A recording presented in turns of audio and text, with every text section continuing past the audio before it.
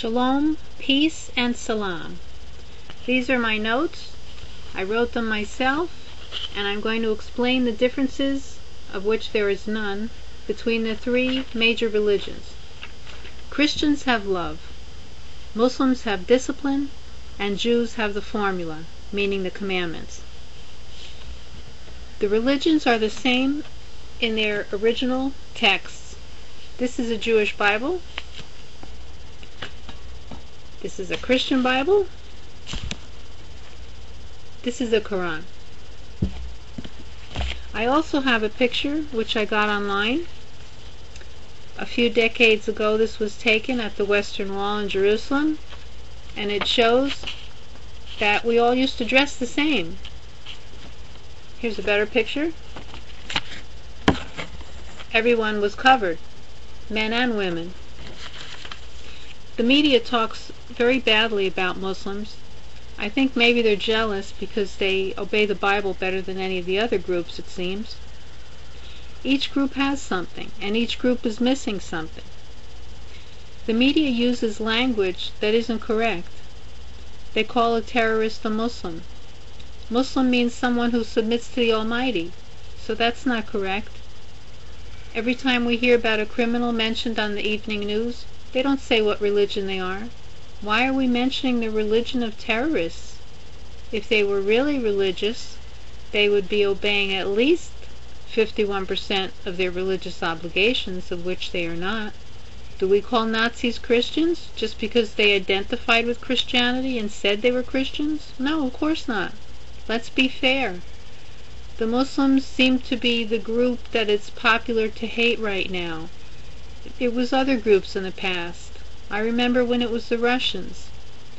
It was also the Irish when they first came here, and the Italians.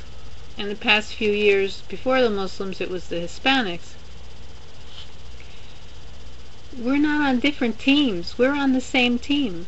Talking bad about these other groups just creates hatred, which leads to violence. I've studied the three books from the three major religions, and I don't see any difference in their message. Some people interpret them in a twisted way. Some people add things to them and take away things from them. And we demonize words.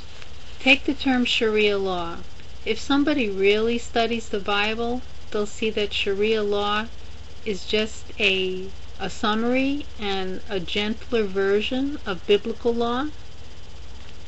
When anyone speaks badly about Arabs, they're an anti-Semite, because Arabs are descended from Shem, of which the Jews are also descended, and Semite comes from the name Shem or Sem. Isaac and Ishmael were brothers.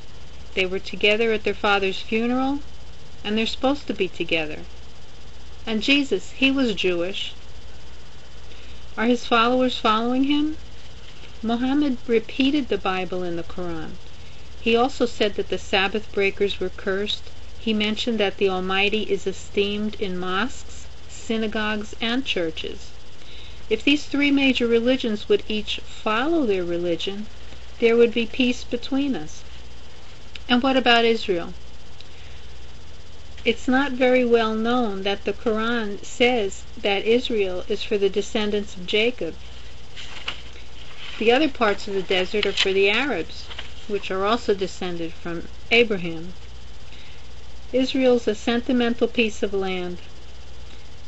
It's meant that the Jews get this land of olive oil, and the Arabs get the land of the petroleum. In the Bible, there's only one Almighty. Believers bow down on the ground several times a day when they pray. People, especially women, dress modestly and cover their heads. Fasting is routine. Interest is frowned upon. Drunkenness to be avoided. Promiscuity forbidden. Virginity valued. Parents honored. Self-discipline admired.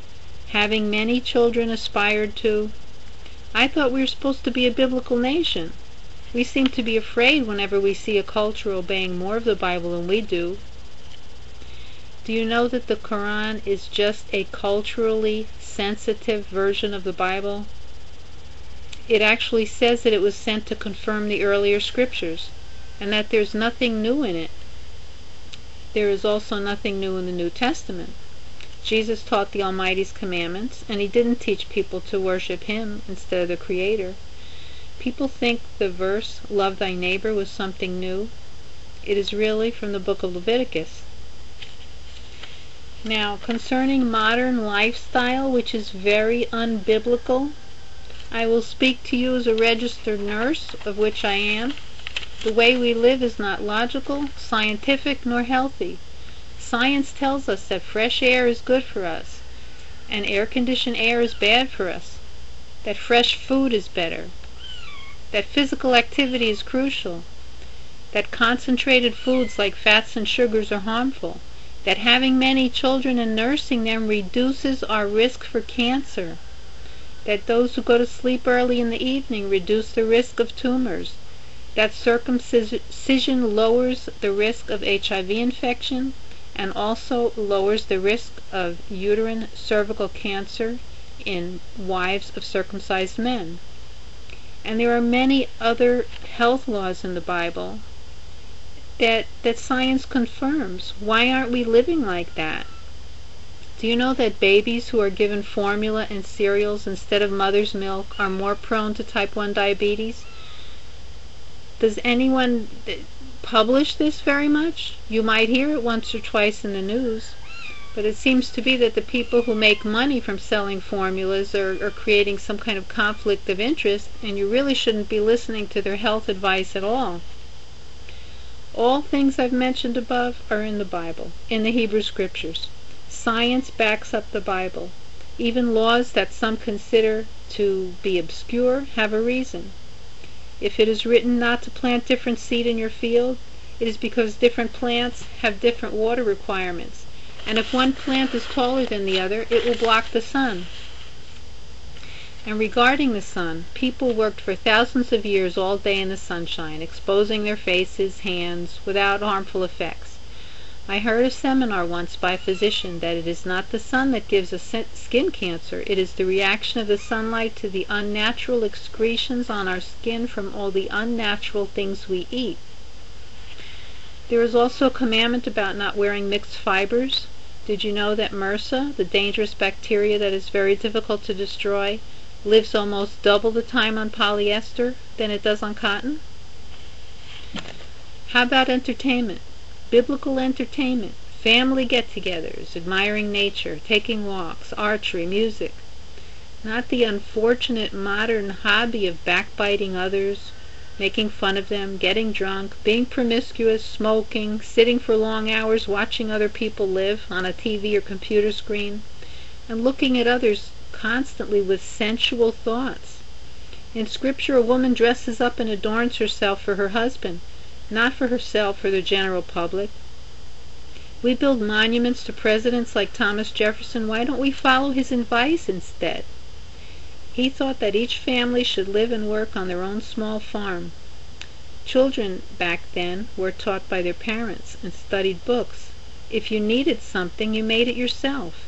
Families lived near each other. People went to sleep soon after it got dark. Nature is our design. Nature is for our benefit. We buy new programs, new software for our computers. Why can't we install a new program, new software in our minds? Most of our pets are living more natural than we are. Grass is not a pretty carpet for you to walk on. It is food for the livestock, who in turn give manure for fertilizer for your food-producing plants. When this focus shifts from animal food to pretty carpet, the maintenance of it pollutes the water supply and the air. The farther away we go from original design, the more harm done. We need balance in our lives. Think about everything I've said. Analyze it with logic. Don't just have a quick reflex reaction. I have said nothing that can't be proved, that doesn't have a scientific basis. Consider who the longest-lived people are and the healthiest and the most active. How do they live? How do they think, behave, eat? The people who think we came from monkeys have it backwards. We are turning into monkeys. We just copy any bad behavior we see. Think about it. Stop being afraid of people different from you. You need to learn from them, and they from you.